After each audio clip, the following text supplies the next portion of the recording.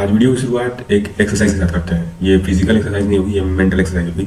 यहाँ पे आपको गेसवर्क करना है। मैं कुछ ट्रेड्स गिनाऊंगा, अब उन ट्रेड्स के आधार पे या उन गुणों के आधार पे आपको ये ज्ञात करना है कि उन व्यक्तित्वों का नाम क्या था। तो चलिए व्यक्तित्वों की व्याख्या करते हैं।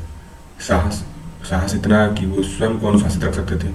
दृढ़ता, अपने लक्ष्य के प्रति कि उन्हें क्या ऑब्जेक्टिव अचीव करना है उनके लाइफ में। दोनों राष्ट्रवादी थे और एक अच्छे नेता, एक अच्छे वक्ता और एक अच्छे लेखक, और इन सब के लिए चाहिए आपको अच्छा अध्ययन। तो काफ़ी हद तक वेल रेड पर्सनैलिटीज थे। पर्सपेक्टिव से हो सकता है वंचित हो, पर वेल रेड थे। और सबसे इंटरेस्टिंग बात है कि दोनों व्यक्तित्व नास्तिक थे, मतलब ये भगवान में नहीं मानते थे। अब पहले व्यक्तित्व थे ये और दूसरे व्यक्तित्व थे ये।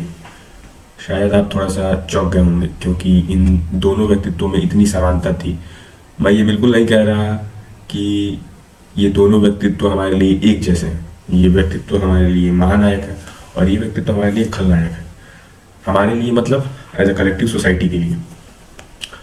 इन दोनों ने लड़ाइयाँ लड़ी, पर एक ने एक को या समाज के कुछ वर्ग को दबाने के लिए लड़ी और दूसरे ने समानता के लिए लड़ी, सब ह्यूमन को इक्वली ट्रीट करने के लिए लड़ी। इन दोनों में इतनी समानता तो हमने देख ली, पर विभिन्नता यह थी, या कहें मेजरली मेरे अनुसार यह थी कि ये सामाजिक समरसता के विषय पे बहुत अलग एक्शन या अलग ओपिनियन रखते थे, या इनके एक्शंस में दिखता था कि इनका ओपिनियन कितना डिफर है।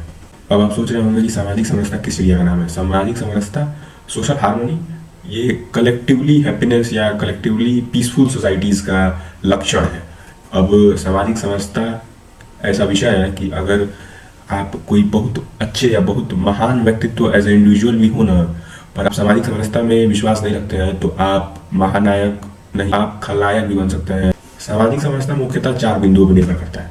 पहला है स्वीकारिता, सबको ह्यूमन के स्तर पर स्वीकार करना, या ह्यूमंस भी नहीं, सबको एज अ बीइंग के स्तर पर स्वीकार करना कि ये सब एग्जिस्टिंग बीइंग है, ना मैं इनसे ज्यादा हूँ ना मैं इनसे कम हूँ।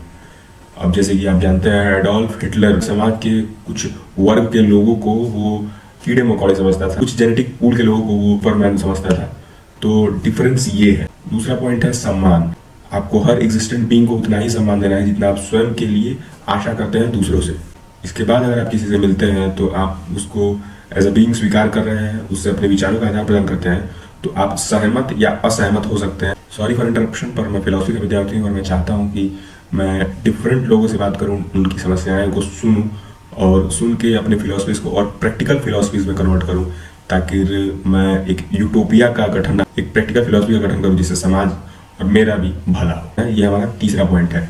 कोई ज़रूरी नहीं है कि आप सबकी विचारधारा को माने ही, इसके लिए आपको अपने अंदर टॉलरेंस बिल्ड करना होगा।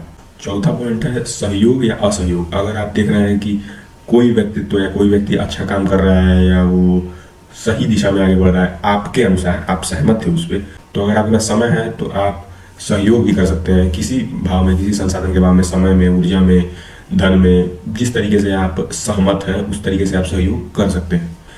इन चारों मुद्दों पे अगर समाज के मेजर लोग अगर एग्री करने और इसके टुवर्ड्स एक्शन ले, तो मुझे ये लगता है कि सामाजिक समरसता फलेगी फूलेगी और हमारा समाज एक बेहतर समाज बनेगा। अगर इन चारों श का समाज हमारा ध्यान रखे तो हमारे समाज एक बेहतर समाज की ओर बढ़ेगा और हमारा समाज सामाजिक समरसता को फलने फूलने में वो उपयुक्त जल पानी देगा जिसकी समाज को ज़रूरत है। अगर समाज के ज़्यादातर लोग इस चारों श पे एक्शंस लें और इसको एक्सेप्टेंस दे, तब अभी भी आपको हो सकता है कि ये एक यूटोपिया जैसा लगे, पर मेरा मानना यह है कि अगर समाज इन पिछले पॉइंट्स पे मैंने बात किया था, इस वीडियो में नहीं, पुराने पिछले पॉइंट्स पे जिन पे मैंने बात किया था, जिज्ञासा, साहस, रचनात्मकता, दृढ़ता, स्वास्थ्य, समय, स्वभाव, अगर इन सारे टॉपिक्स को समाज ढंग से समझे और उन पे काम करके एक बेहतर मनुष्य बने, फिर वो समाज का हिस्सा बने,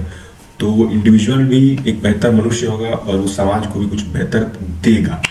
एज अ समाज हम ग्रो करेंगे, वो इंडिविजुअल भी ग्रो करेगा उस समाज में रहने के बावजूद भी, ना कि हम लिंग के आधार पे, जाति के आधार पे, धर्म के आधार पे, सीमाओं के आधार पे एक दूसरे से भेदभाव करेंगे और एक दूसरे से घृणा का भाव रखेंगे या द्वेष का भाव रखेंगे, और हम as a human society grow ही नहीं कर पाएंगे।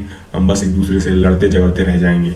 तो एज अ इंडिविजुअल तो आपको ग्रो करना ही चाहिए, पर आपको ये भी समझने की ज़रूरत है कि इतने अच्छे ट्रेड्स एडोल्फ हिटलर में भी थे, पर वो अंततः एक कैसा मनुष्य बन के उभरा समाज के लिए, या कितना उसने डिस्ट्रक्शन किया समाज में, ये सोचने वाली बात है। तो उम्मीद करता हूँ आप मेरे भाव या मेरे विचार को समझे होंगे। मुझे सुनने के लिए धन्यवाद।